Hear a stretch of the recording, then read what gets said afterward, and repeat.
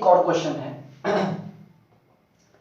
इसमें देखिए ये इनपुट है, इधर आउटपुट है, इधर आपको G1 फॉरवर्ड पाथ एलिमेंट है, G2 भी फॉरवर्ड पाथ एलिमेंट है, G3 भी फॉरवर्ड पाथ एलिमेंट है, लेकिन जो आपका H1 है ये फीडबैक एलिमेंट है। ठीक है, अब इसको कैसे सॉल्व करें, इसका ट्रांसफर फंक्शन कैसे निकालें? तो ये जो आपको दिख रहा है ये G2 और H1 का, ये आपको एक फीडबैक लूप दिख रहा होगा, लेकिन उसमें समस्या है ये समिंग पॉइंट, बीच में ये समिंग पॉइंट है जो कि फीडबैक लूप होने नहीं दे रहा है। ठीक है, फिर आपको लग रहा होगा ये G1 और G3 पैरेलल में हो सकता है, लेकिन ये समिंग पॉइंट और ये G2 यहाँ पे प्रॉब्लम क्रिएट कर रहे हैं। तो दिमाग में आपके ये आ सकता है कि अगर हम इस टेक ऑफ पॉइंट को यहाँ ले आए तो फिर इसका फीडबैक लूप बन जाएगा, और फिर ये और ये आपस में, मतलब इसका जो रिजल्टेंट होगा वो और G1 कैस्केड हो जाएगा, मल्टीप्लाई कर देंगे, पैरेलल ऐड कर देंगे, आंसर आ जाएगा। बिल्कुल सही बात है, लेकिन प्रॉब्लम क्या है कि मैंने आपको इसके और इसके में इंटरचेंज होने में, मतलब करने में मैंने आपको मना किया कि हम लोग पहले कुछ और ट्राई करेंगे, उसके बाद अगर होगा, मतलब कोई उपाय नहीं बचेगा तब वो करेंगे। तो क्या किया जाए? तो यहां पे एक चीज कर सकते हैं कि अगर हम इस समिंग पॉइंट को यहां पे लाएं, है ना, इस समिंग पॉइंट को यहां पे लाएं और फिर इस समिंग पॉइंट में या इस समिंग पॉइंट को इधर ले जाएं, दोनों में से कोई भी उपाय हो। अगर इस समिंग पॉइंट को हम यहां ले आए और फिर ये दोनों समिंग पॉइंट में अगर हम इंटरचेंज कर दें इनका पोजीशन, है ना, सिर्फ पोजीशन ही नहीं, इनका जो इनपुट है वो सब, मतलब जिसका जो इनपुट है वो अपना इनपुट लिए रहेगा, लेकिन उनका पोजीशन अगर चेंज कर दें तो फिर ये अपना एक अलग सर्किट हो जाएगा और ये अपना अलग सर्किट हो जाएगा, और फिर दोनों को प्रोडक्ट कर देंगे, आंसर आ जाएगा। ये आपको प्रैक्टिस से और क्लियर हो जाएगा। तो आइए जरा देखते हैं कि कैसे क्या करना होगा। देखिए, अगर हम इस समिंग पॉइंट को इस ब्लॉक के बाद से ब्लॉक के पहले लाएंगे तो हमको इस समिंग पॉइंट में जो इनपुट है ये वाला, इसके साथ G2 को डिवाइड करना पड़ेगा, जो कि हमारा क्या है, एक केस है ना। एक केस में हमने देखा था कि समिंग पॉइंट को अगर हम ब्लॉक के बाद है उसको पहले अगर लाएंगे तो जिस ब्लॉक के क्रॉस शिफ्टिंग हो रही है उससे डिवाइड करना पड़ता है। ठीक है, तो अब हम उसको करते हैं। ये R हो गया, ठीक है, फिर यहां पर है आपका G1, फिर इधर G3, ठीक है, ठीक है, इसमें ये फीडबैक है आपका, और इसको हम इधर ला रहे हैं। ठीक है, और ये जब इधर आएगा तो इसके बाद यहां पर क्या हो जाएगा, G2 C और ये फीडबैक H1, ओके, और ये जो है ये यहां पे जाएगा और यहां पर एक आएगा 1/G2। ठीक है, कुछ इस तरह का बनेगा। अब क्या करें, अब इस दोनों को इंटरचेंज कर देते हैं ना, इसको यहां ले आते हैं, इसको यहां कर सकते हैं ऐसा, है ना। तो interchanging the summing points, interchanging the summing points, ठीक है। तो ये हो गया R, ये हो गया G1, ठीक है, और इसको लिख सकते हैं G3/G2, और ये यहां पे, ये यहां आ गया, ये यहां चला गया, प्लस फिर ये इधर माइनस G2 C, और ये हो गया H1। ठीक है, ये फॉर्म आ गया। अब आप इस दोनों को पैरेलल सॉल्व कर लीजिए और इसका फीडबैक लूप सॉल्व कर लीजिए, फिर दोनों को प्रोडक्ट कर दीजिए, आंसर आ जाएगा। तो हम यहाँ पे कर रहे हैं, इसके बाद यहाँ पे कर रहे हैं, ठीक है। ये हो जाएगा और इन दोनों को अगर सम करके लिखें तो ये हो जाएगा G1 plus G3 by G2, ठीक है। और इसका हो जाएगा G2 by 1 plus G2 by 1 plus G2H1 C। तो देयरफॉर C बाई R दोनों का प्रोडक्ट, ठीक है। तो अगर हम इन दोनों का प्रोडक्ट करेंगे तो ये हो जाएगा G2 into G1 plus G3 by G2 and whole divided by 1 plus G2H1। अब मल्टीप्लाई करेंगे तो ये हो जाएगा G1 G2 plus G1 G2 plus G3 C by R, G1 G2 plus G3 divided by 1 plus G2H1, ठीक है। This is the required answer, है ना। तो ये क्वेश्चन देने का मेरा मोटिव यही था कि हम आपको ये बता पाए कि ऐसे भी सिचुएशंस आते हैं जब इंटरचेंज करके भी क्वेश्चन आसानी से बन जाता है, ठीक है। तो आपको ये भी ध्यान में रहे, ठीक है। अब आइए अगला क्वेश्चन देखते हैं। देखिए, एक क्वेश्चन इस टाइप के भी पूछे जाते हैं, फीडबैक कंसेप्चुअल प्रॉब्लम्स, कि आप देख रहे हैं इसमें कि ये G1 है forward element, G2 G3 forward element है, यहां पर कुछ नहीं है, इसका मतलब यहां पे 1 है, ठीक है। उसके बाद G4 भी फॉरवर्ड पाथ एलिमेंट है। उसके अलावा यहां पे दो फीडबैक एलिमेंट है, एक तो यहां से निकला है इस टेक ऑफ पॉइंट से और एक इस टेक ऑफ पॉइंट से। लेकिन क्वेश्चन में क्या किया, दिखाया जो आपको दिख रहा है, इस टेक ऑफ पॉइंट को इससे जो फीडबैक ब्रांच निकला है और इससे जो फीडबैक ब्रांच निकला, दोनों को यहां पे कॉमन कर दिया और उसके बाद एक सिंगल फीडबैक यहां पे ले आया। यहां पे इस पार्टिकुलर क्वेश्चन में हम आपको यहां पे भी 1 रखें, यहां भी 1 रखें, यहां भी 1 रखें, लेकिन जरूरी नहीं है कि हर जगह 1 हो, कहीं हो भी सकता है। तो पहले समझिए कि इसको कैसे समझेंगे। देखिए, जब भी आपको इस तरह का सिचुएशन मिले कि दो फीडबैक ब्रांच है और दोनों एक जगह मिल गया और उसके बाद एक सिंगल गया, तो आप इसको चेंज कर सकते हैं दो अलग अलग फीडबैक लेके भी, ताकि आपको सुविधा हो, है ना। एक फीडबैक ये अलग चला जाएगा और एक फीडबैक ये अलग चला जाएगा। तो पहले हम उसको बनाते हैं, ठीक है। उसके बाद फिर हम लोग और देखेंगे कि अगर दूसरा पॉसिबिलिटी, मतलब यहां पर अगर 1 नहीं रहता तो क्या होता। तो पहले उसको बनाते हैं और उसके साथ साथ हम एक और काम करेंगे कि G2 G3 और ये 1, ये तीनों पैरेलल में है, नो डाउट। तो ये तीनों को हम ऐड करके लिखेंगे, है ना। यहाँ पे G1, यहाँ पे 1 प्लस G2 प्लस G3, और इसका एक अलग फीडबैक होगा माइनस में ही, और इसका एक अलग फीडबैक होगा। तो पहले हम उसको बनाते हैं। कुछ इस टाइप का हम इसका फिगर बना सकते हैं। यहां पर हम इसको ऐसे बना दिए, आप चाहें तो पूरा करके भी कर सकते हैं।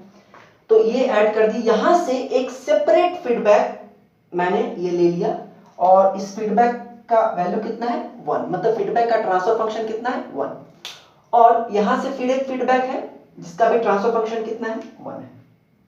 अब ये क्वेश्चन बन जाएगा कैसे, पहले इस दोनों का, पहले इस लूप का फीडबैक सॉल्व करेंगे, ठीक है, ट्रांसफर फंक्शन निकालेंगे इस लूप का, और उसके बाद फिर जो आएगा वो G4 के साथ प्रोडक्ट में होगा और फिर टोटल का निकालेंगे।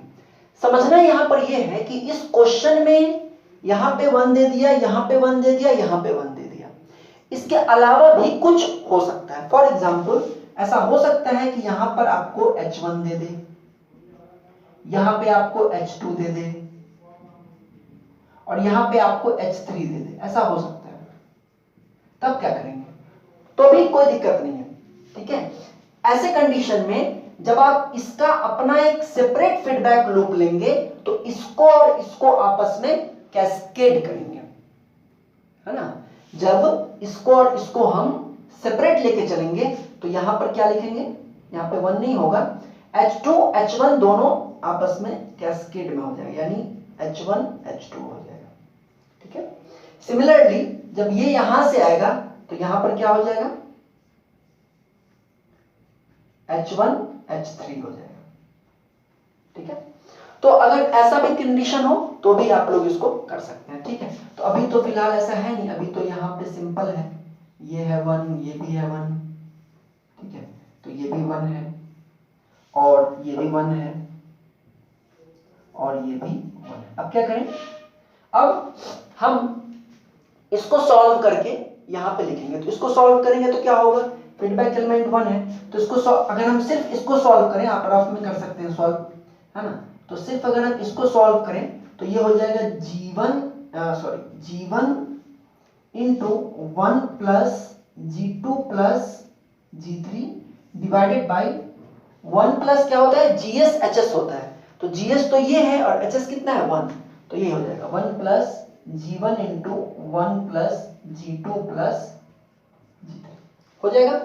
यानी कि समिंग पॉइंट अभी रहेगा, क्योंकि अभी समिंग पॉइंट हम, क्योंकि दो फीडबैक है ना, तो समिंग पॉइंट अभी रहेगा, लेकिन इस पूरे फीडबैक लूप को सॉल्व करके इतना आ रहा है, तो हम इसको मिटा सकते हैं कंप्लीटली।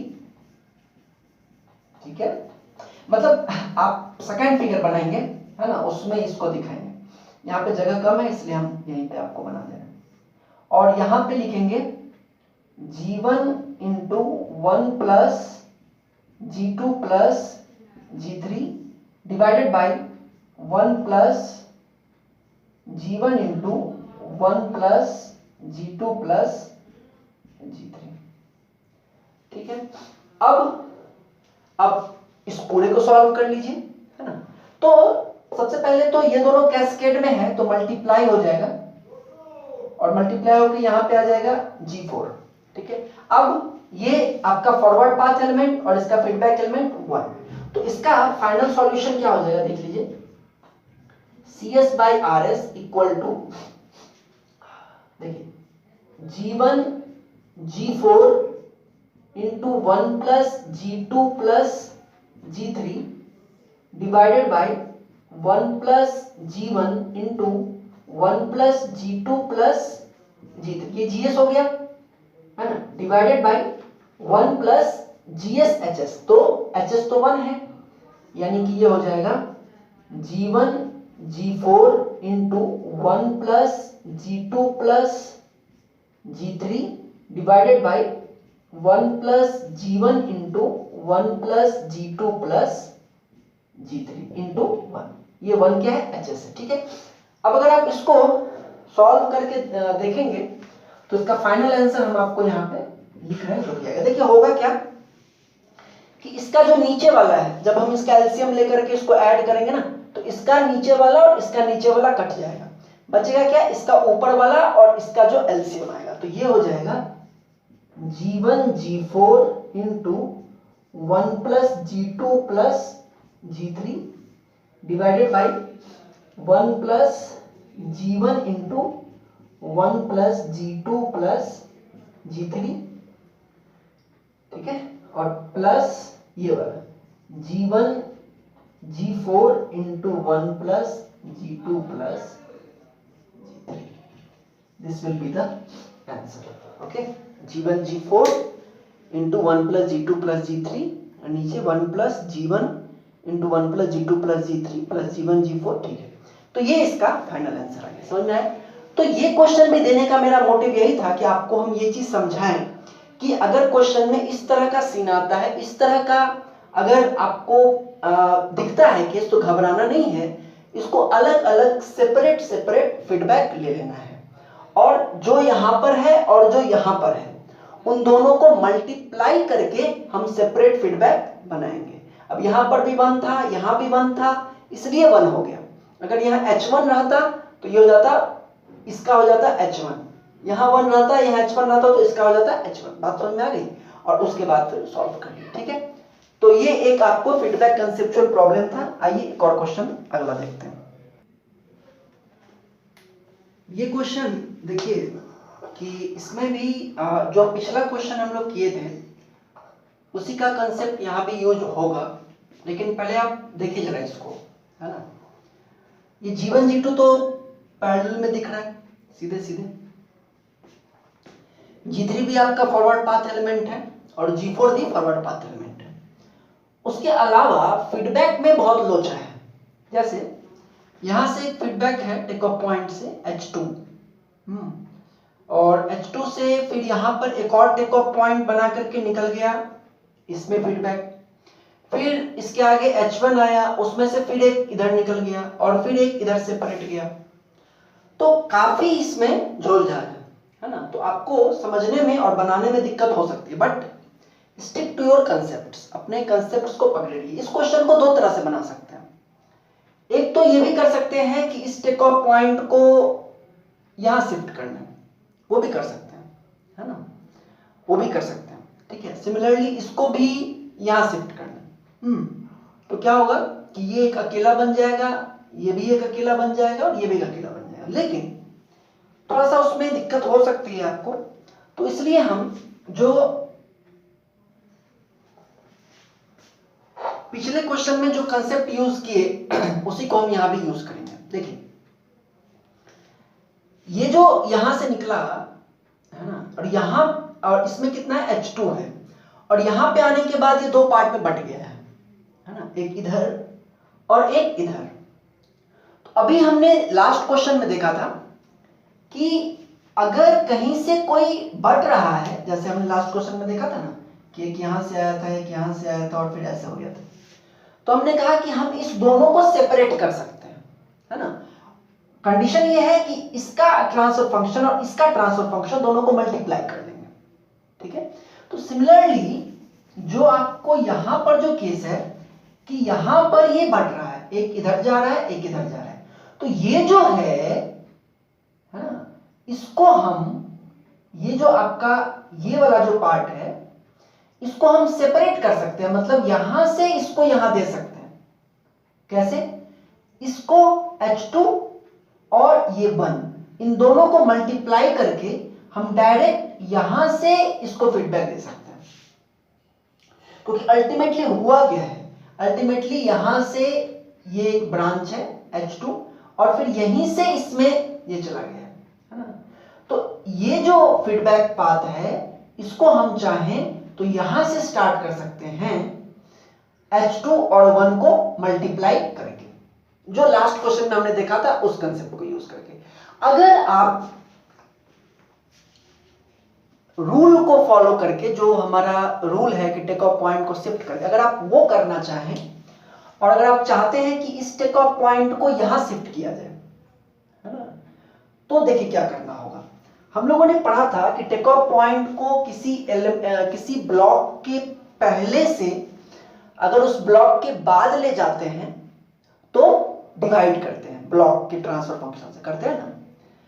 यहां पे अगर आप देखिए तो आपको ऐसा दिखेगा कि अगर आप इधर से देखें, है ना, इधर से अगर देखें तो आपको दिखेगा कि ये टेक ऑफ पॉइंट पहले है और उसको ले जाना है यहां बाद में, तो इस ब्रांच में H2 से डिवाइड करना होगा। लेकिन मैंने आपको बताया था कि जब भी ये बिफोर और आफ्टर वाली बात आएगी तो आपको देखना है सिग्नल का डायरेक्शन। यहां पे आप फीडबैक लूप के टेक ऑफ पॉइंट को शिफ्ट करने जा रहे हैं, है ना। तो फीडबैक लूप के टेक ऑफ पॉइंट को आप शिफ्ट करने जा रहे हैं, तो इसमें सिग्नल का फ्लो का डायरेक्शन इधर है, तो आप इधर से ना देख करके आपको इधर से देखना चाहिए। और इधर से देखने में ये इस ब्लॉक के टेक ऑफ पॉइंट बाद में है और बाद से लाना है पहले, तो इस ब्रांच में H2 से मल्टीप्लाई होगा। तो दोनों ही कंडीशन में, चाहे आप ये सोचें कि ये जो यहां से बटा है, तो जो फीडबैक वाला जो लास्ट क्वेश्चन का कंसेप्ट है कि ये जो है एक इधर भी चला जा सकता है, एक इधर भी चला जा सकता है, ये और ये मल्टीप्लाई हो जाएगा, तो भी क्या हो जाएगा, H2 हो जाएगा यहां से।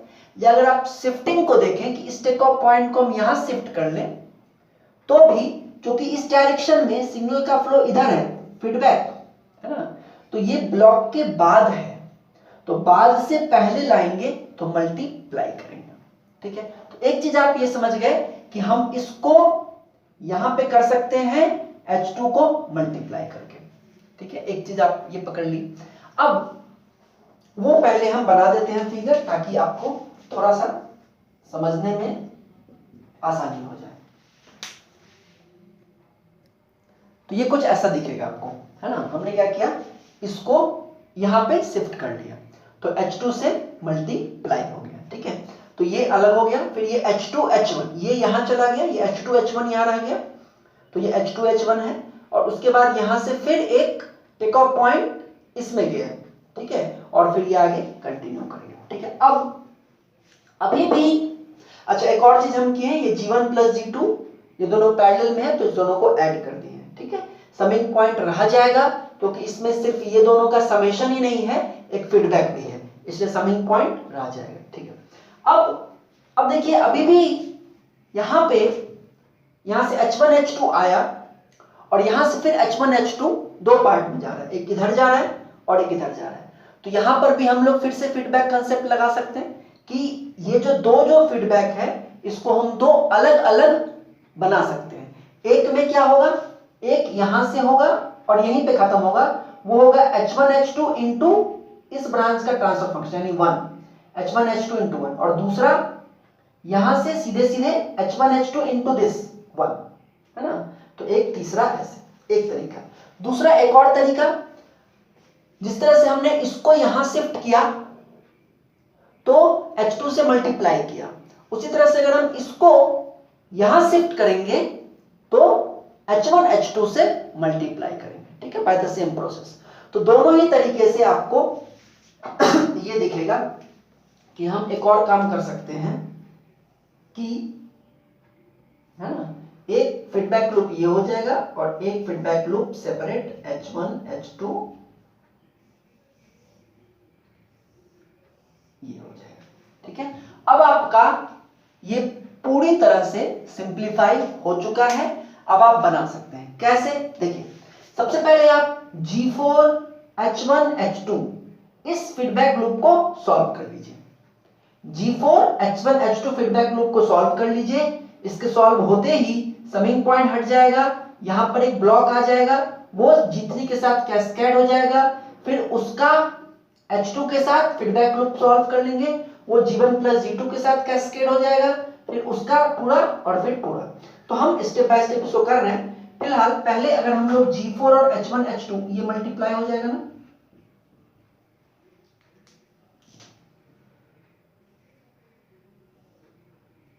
ठीक है। तो इसका और इसका अगर हम लोग मतलब हम इसकी बात कर रहे हैं ना, ब्लैक से अगर हम आपको या रेड से दिखाएं, दिस वन, ठीक है। तो इसका अगर हम रिजल्टेंट लें तो इसका रिजल्टेंट कितना है,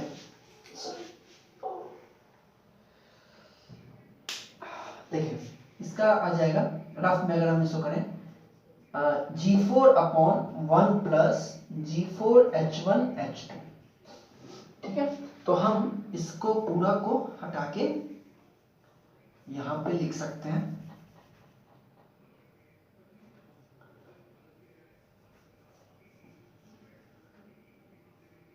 ओके। इस पूरे को हटा के यहां पे लिख सकते हैं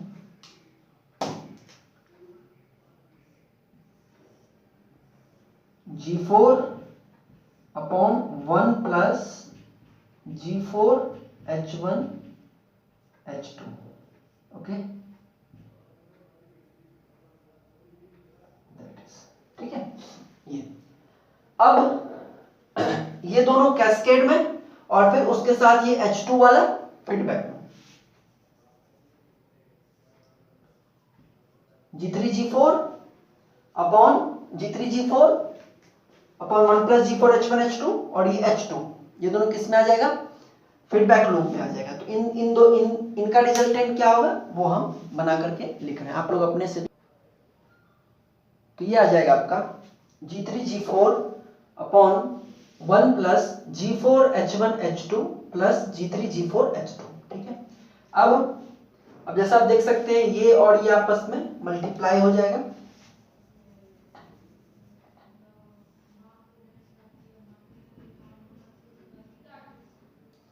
G1 plus G2 into G3G4 और उसके साथ ये H1 H2 आपका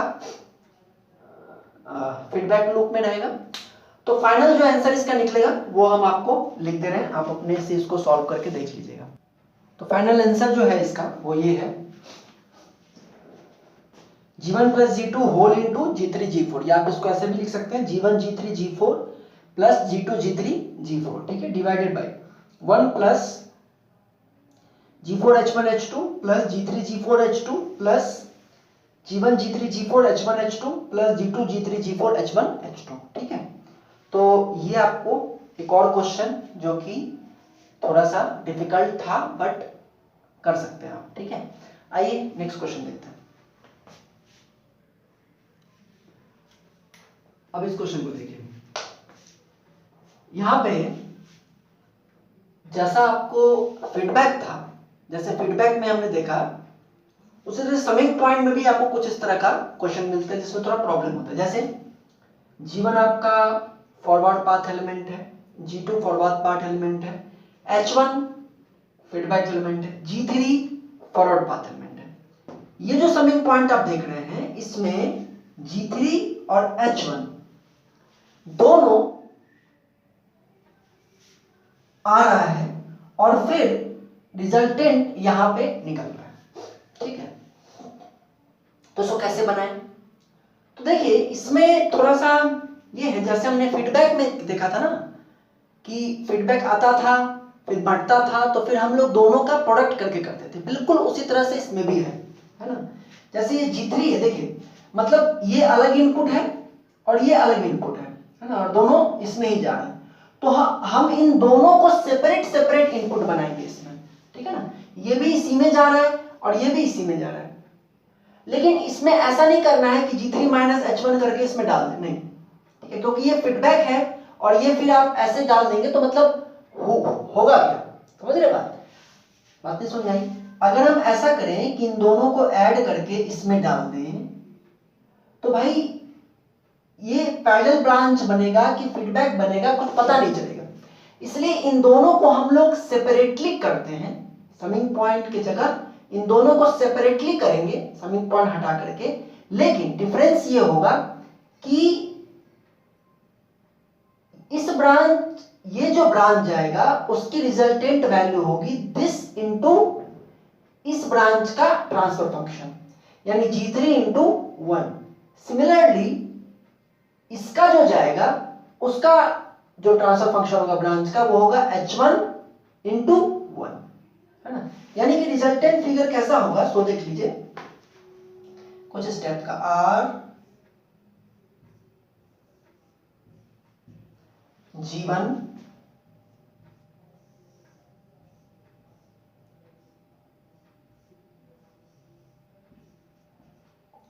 G2 C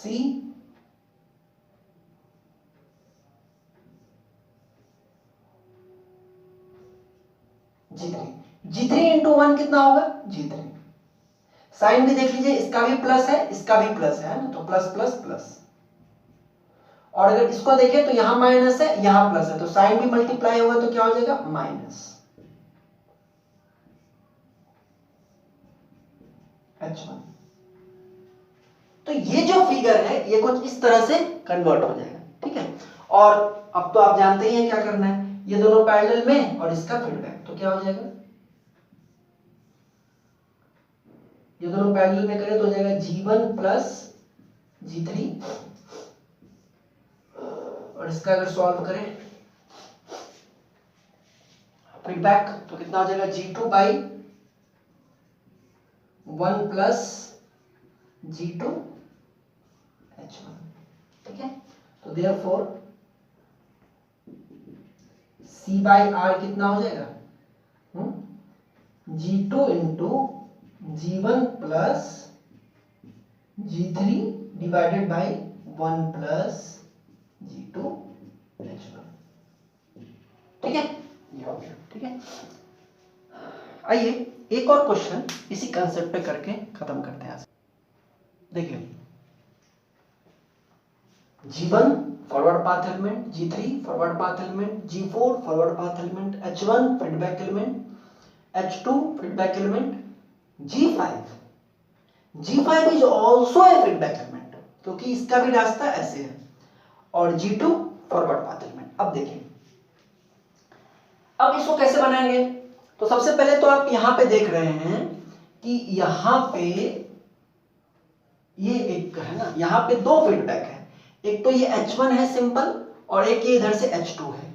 तो हम इस दोनों को सेपरेट कर सकते हैं, है ना। एक जो सिंपल H1 का होगा वो क्या हो जाएगा, इसी में हम बना रहे, जगह कम है, तो एक सिंपल जो H1 का होगा वो कैसा हो जाएगा, कुछ इस तरह से सिंपल।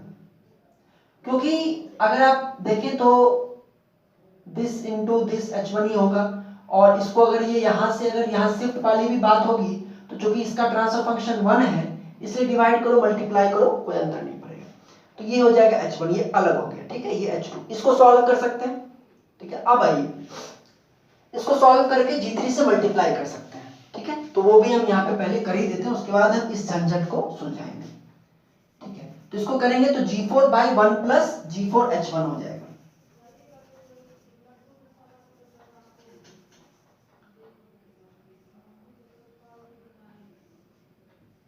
G4/1 प्लस G4H1, ठीक है, ये मल्टीप्लाई हो जाएगा इससे, इसको भी कर ही लेते हैं। G3/1 प्लस G4H1, करेक्ट ना।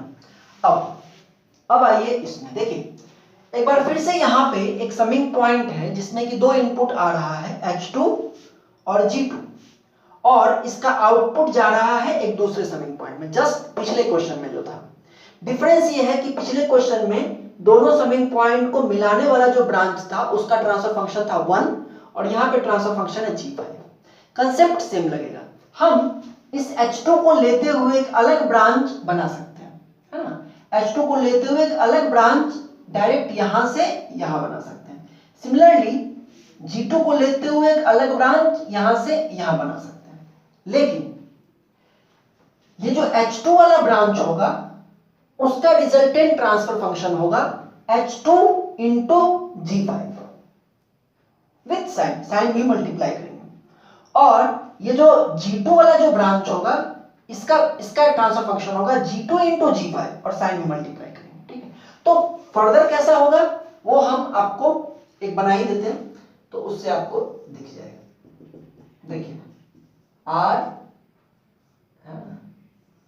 यहां पर हो जाएगा G1, ठीक है, और ये समिंग पॉइंट, और G2 इंटू G5, ये G2 का भी माइनस है और ये भी माइनस है, तो माइनस माइनस प्लस, तो ये हो जाएगा G2 इंटू G5 प्लस, ठीक है। सिमिलरली यहां पर ये तो रह गई G3/1 प्लस G4H1 C, ठीक है, और ये क्या हो जाएगा H2 इंटू G5, इसका प्लस है इसका माइनस है, तो कंप्लीट माइनस में H2 इंटू G5 माइनस, ये आ गया। अब कोई दिक्कत है क्या? अब कोई दिक्कत नहीं है, ये और ये प्लस हो जाएगा और इसका फीडबैक बना लेंगे, है ना, ये प्लस हो जाएगा इसका फीडबैक बना लेंगे, ठीक है, और दोनों को प्रोडक्ट कर देंगे तो रिजल्टेंट आंसर आ जाएगा। हम डायरेक्ट आपको आंसर लिख रहे हैं, हम यहाँ पे सॉल्व नहीं कर रहे हैं, डायरेक्ट आपको हम आंसर बता रहे हैं इसका कितना है। इसका आंसर आएगा आपको G1 G3 G4 plus G1 G3 G4 plus G2 G3 G4 G5, G1 G3 G4 plus G2 G3 G4 G5 divided by 1 plus ये वाला G4H1 plus G3 G4 G5 H2, G3 G4 G5 H2, ठीक है, यही इसका answer आएगा। आप solve करके देख लीजिएगा, इन दोनों को पैरेलल में ऐड कर लेंगे, G1 प्लस G2 G5 हो जाएगा, ठीक है, और फिर जो है तो G1 G3 G4, तो वही चीज वहां पे आ रहा है, ठीक है। तो इस दोनों को सम कर लेंगे, इसका फीडबैक ले लेंगे, फिर दोनों को मल्टीप्लाई कर देंगे, दैट इज द आंसर जो आपके सामने है। तो ये है आपको ये। अब इसमें एक टाइप का और प्रॉब्लम बच जाता है, मल्टीपल इनपुट टाइप। तो मल्टीपल इनपुट टाइप हम लोग नेक्स्ट क्लास में देखेंगे। और ये जो है ये क्वेश्चंस कुछ थे, इसके और भी बहुत सारे क्वेश्चंस मैंने प्रैक्टिस कराए हैं पिछले बैचेस में, तो उसका नोट्स हो सकता है आपको चला जाए, पूरा कॉपी करने की जरूरत, या आप नोट्स हम ना भी भेजें तो भी आप मतलब प्रॉब्लम का तो भी आप बीएस मान के का जो क्वेश्चंस हैं उनको आप प्रैक्टिस कीजिए। हालांकि उसमें आंसर नहीं दिया हुआ है तो उसको आपको आपस में डिस्कस करना पड़ेगा। हालांकि जो क्वेश्चंस है उसका भी हम आपको नोट्स मिल जाएंगे। ठीक है, thank you very much, next class में मिलते हैं।